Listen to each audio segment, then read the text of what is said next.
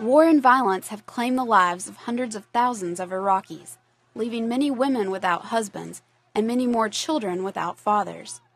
Estimates put the number of Iraqi war widows anywhere between 1 and 3 million.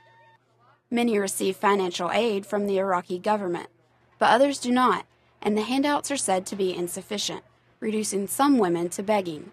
Sana Hassan recently lined up at a government office to receive aid. I'm a widow, and my husband was killed in the violence in 2006. I have 4 children, and the second wife of my deceased husband has 4 children too. We are all suffering as our income is low. One day, my son asked me to go visit the grave of his father, but we could not because we did not have enough money. Frustration has been growing.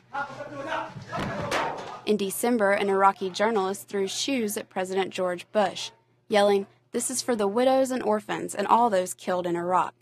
Iraq's Minister of Human Rights says government assistance is only part of the solution. We need to create jobs for them.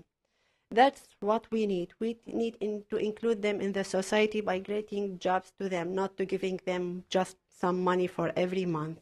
Speaking this week in Washington, D.C., the minister said advocating for women is difficult because Iraqi society revolves around men and strong traditions. She said to achieve progress, education is necessary. We will need 2 things. The first one, to educate the woman about her rights, and the second, to educate the men about the women's right and how they can work through the society. Earlier this year, Iraq's Minister of State for Women's Affairs resigned after just 6 months on the job. Nawal al-Samari said she was frustrated with the lack of resources for Iraqi widows. Full army of widows, 3 million widows, Iraqi widows. Most of them not educated. They are a bad economic situation. Many of them have no house, even no house for them and their children. They find themselves suddenly in the street when the husband or the brother and the father killed.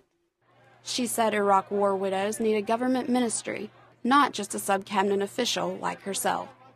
Catherine Cannon, VOA News.